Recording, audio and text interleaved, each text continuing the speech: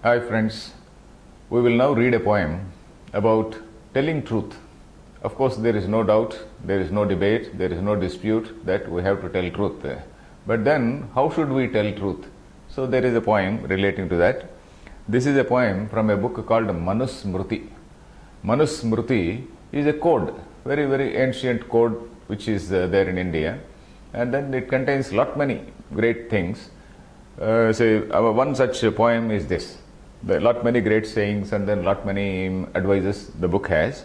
This is one such. I will read the poem. I will read the shloka. You repeat after me. And then I will explain the shloka. Then I will explain maybe one or 2 points of grammar. Then we will close reading the shloka again. I will read. Satyam bruyat priyam bruyat. Satyam bruyat priyam bruyat. Na bruyat satyam apriyam. Na bruyat satyam apriyam. Priyanchananutam bruyat. Priyanchananutam bruyat. Yesha dharmas sanatanaha. Esha dharmas sanatanaha.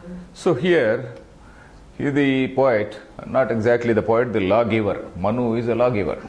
So this gentleman is saying, Satyam bruyat. One has to tell truth. So we come across several people. We come across people who are very frank and outspoken.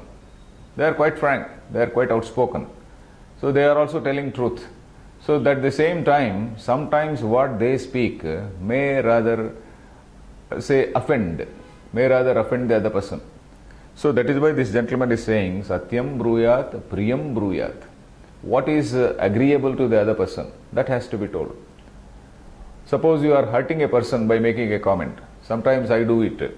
Suppose I see some children. I go to somebody's house and then, or some people, they come to my house and then I see some children. Suppose some girl, some small young girl, she is so obese. So I tell the parents, Arey amma, this girl has to do some exercise. Don't give her fast food, etc. I tell her. So in my very, very natural way, I give an advice. I give an advice that this girl has to fast. This girl should not be given any fast foods. So because I grew up my children, I raised my children in the same way. I never allowed them to put on any weight. So I give the same advice to them. But then the parents, they look rather embarrassed. They feel bad. So then after they leave, then I am counseled again by my wife. No, why did you do like that? So they felt bad. So sometimes when you are frank and outspoken, you are offending others. Sometimes you may lose friends. That also happens. Suppose you have got somebody who is there, a blind person in front of you. The fact that he is blind or lame is a reality. But you can't say, oh, blind man, or say this lame duck person. You can't say like that. So if you say that, then you are actually offending him. So one has to tell truth, but at the same time, he should not tell very, very unpleasant truth. Something which is not liked, not to the liking of the other person. So that is why, in language, all cultures, they invent some euphemisms. You know what is a euphemism? Instead of using a harsh word, they use some very, very polite word. Instead of saying latrine, you use the word restroom. So latrine is it looks rather, say something like, and I say a rather harsh word or ugly word. So instead of latrine, you say restroom. So like that. So instead of saying earlier in America, people used to say the blacks, they were called as, by their race, they were called as Negroes. So Negro is a harsh word. So naturally they started calling them blacks. Even black is not a very great, not a very respectful word. So now they call them African Americans. So African, maybe after some time we don't know another euphemism they develop. So in our own society, Gandhi called, for example, certain castes as Harijans. So that Harijan was not liked by most of them. So they called themselves Dalits. So that Dalit word is current. It is right now current. So like that, people do not like to be told about certain things. So that is what this poem says. Satyam bruyat, priyam bruyat. At the same time, you tell what is pleasant. At na bruyat satyam apriyam. Do not tell. Actually repeating. It is emphasizing. Na bruyat satyam apriyam. Something which is an unpleasant truth should not be told. Because you may lose your friend. People get offended. Then the second line is very important. Priyam cha na anrutam bruyat. So even if it is priyam, even if it is something which is pleasing, do not tell a lie. Suppose some virtue is not there in a person. You need not go and praise him, you need not say, you need not give a compliment that, oh, you are so virtuous, you have this virtue, etc., etc. You do not you need not make any such comment. Yesha dharma sanatana. This is the sanatana, this is the eternal. The meaning of sanatana means eternal. Sanatana is generally mistaken as referring to ancient. Sanatana does not mean ancient. Sanatana means sanatana sadatanaha. The dictionary says sanatana sadatana is something which is eternal. It is an eternal law. What is eternal law? The human nature is so built. The human nature is so, prepared rather. There is what is called sattva guna, rajo guna, tamo guna, etc. There is a mixture of so many characteristics inside. So a person has an ego. He doesn't want his ego to be hurt. So that is why this is called Sanatana Dharma, because it is applicable anywhere and everywhere. Not only here in India, it is applicable anywhere. So this is about telling the truth. Of course, the word truth has another meaning also. Satyam bruyat means, suppose you make a promise. You give a word to somebody. You have to keep up that word. So that is also what is called Satyam. So that is why you hear the great stories about some great kings like Harishchandra, another Chakravarti called Nala Chakravarti, another king called Shibi Chakravarti, etc., etc.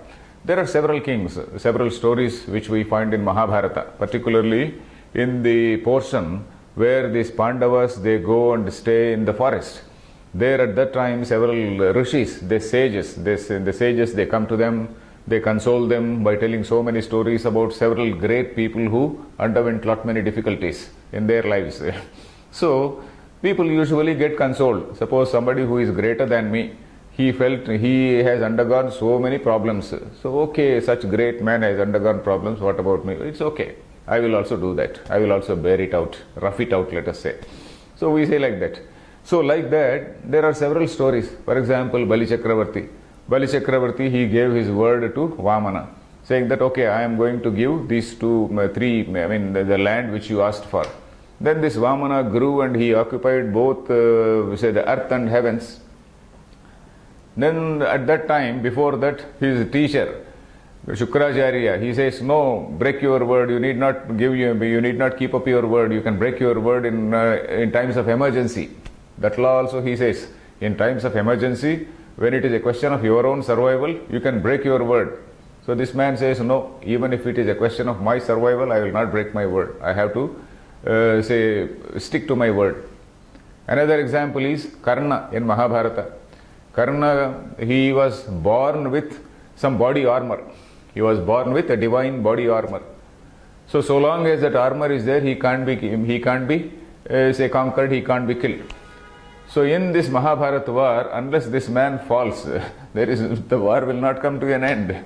So Devendra, the god, comes and then in the disguise of a Brahmin, and then requests. So Karna has got one habit. Whatever somebody requests, he gives. You ask for anything, he gives. Whatever he has and whatever the other gentleman asks, he gives. So Devendra comes in the guise of a Brahmin and asks for the body armor. Karna knows that this man is not a Brahmin, some Devendra who has come in disguise. But he has given a promise that his word is that whoever asks anything, I will give. So he tears it out and then gives. So then that is how he becomes conquerable, or rather he becomes vulnerable. So that is the story of Karna. So we hear about so many stories about great people who kept their words. So Satyam also means that, Satya Vachanam. So that is why it is called Satya Harishchandra. Karna was known for his truthful conduct. So this is Satyam, two meanings. That is just telling the truth as it is and also keeping up your word. So Satyam bruyat, Priyam bruyat, na bruyat Satyam apriyam. So that is how this shloka is there. If you see grammar, of course, there is not much of grammar. Satyam bruyat. Bruyat means one has to say. It is an order. Satyam bruyat, Priyam bruyat. Then Priyam cha na anrutam bruyat. Anrutam is untruth. Satyam is truth, Anrutam is untruth. Esha dharma sanatana. Dharma is that is what we call an eternal social order. There are certain eternal principles of nature, eternal principles of harmonious existence, let us say. So there are certain rules for a harmonious existence of the society. So whatever are those rules, that is what is called dharma. How a person has to conduct himself in society. How every person, say, for every person there is a dharma. For a son there is a dharma, how he has to behave towards his father. For a father there is a dharma, how he has to behave towards his say son. For a husband there is a dharma for his wife, how he has to be loyal to his wife, how he has to be careful and loving to his wife. For a wife there is a dharma. So for every person in society there is what is called a sort of a recommended behavior. So that is what is dharma. So yesha dharma sanatanaha. Then, okay, we'll read the poem again. Satyam bruyat priyam bruyat. Satyam bruyat priyam bruyat. Na bruyat satyam apriyam. Na bruyat satyam apriyam. Priyanchana nrutam bruyat. Priyanchana nrutam bruyat. Yesha dharmas sanatanaha. Esha dharma sanatanaha. Okay.